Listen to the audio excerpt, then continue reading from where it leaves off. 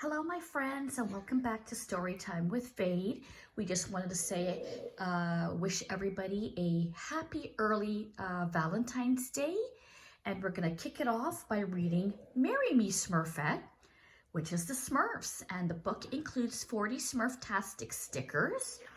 And it looks like it's a lot of fun. Look at these beautiful stickers. The Smurfs, Marry Me, Smurfette, by Peyo. Everyone in Smurf Village loved Smurfette. When they saw her coming, the Smurf fought over who could give her gifts and flowers, hoping to make her fall in love with them. One day, Smurfette came to the Smurfs with a very important question. "I've come to ask for some advice," she said. "Don't you Smurf that I should get married?" "Get married?" asked the Smurfs, thinking it was their lucky day. "Marry me, Smurfette," said one Smurf. "Why would you marry him when you could marry me?" asked another Smurf. "You're completely smurfed. She's going to marry me," said a third Smurf. "Stop," said Smurfette. "I'll marry the Smurf who brings me the moon." That night, the Smurfs stayed awake thinking about how they could get the moon out of the sky so they could give it to Smurfette. Hefty Smurf found a long pole and went outside to see if he could use it as a pole vault. "If I jump high enough," he thought, "I can grab the moon." But Hefty didn't get the trajectory right. He missed the moon and fell to the ground. "Whee! I see stars and planets and yes, the moon. I have it. Tomorrow I will smurf it to Smurfette."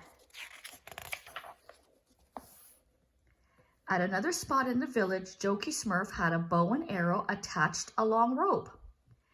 "When I capture the moon with this arrow," he thought, "Smurfette will marry me." Jokey thought he only missed the moon by a few inches, but he didn't miss Hefty Smurf. Jokey's arrow hit Hefty in the behind. "Piece of Smurf!" yelled Hefty, rubbing his bottom as he ran after Jokey. Poet Smurf came up with a creative idea when he saw the moon's reflection in the river. "I just have to smurf it with a net," he said. Poet tried very hard, but he didn't catch the reflection. Handy Smurf hoped his engineering skills would work in his favor and began designing a rocket that would take him into space. "If my plans are Smurfy, this rocket will take me to the moon."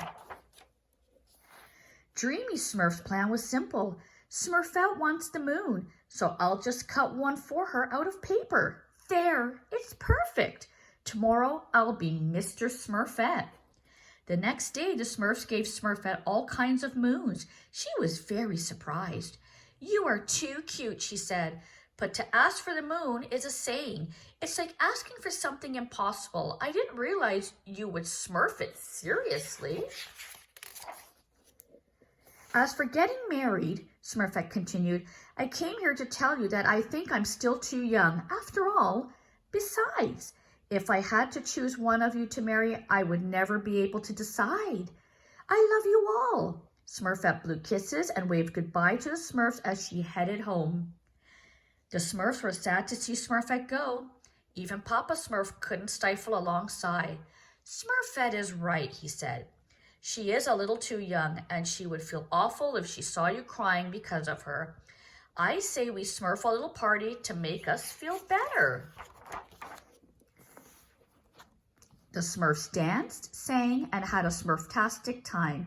Even Grumpy Smurf was in a Smurfy mood, but he tried not to let it show.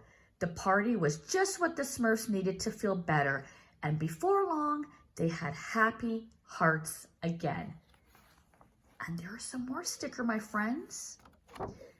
I hope you all enjoyed today's story. Until next time, see you again.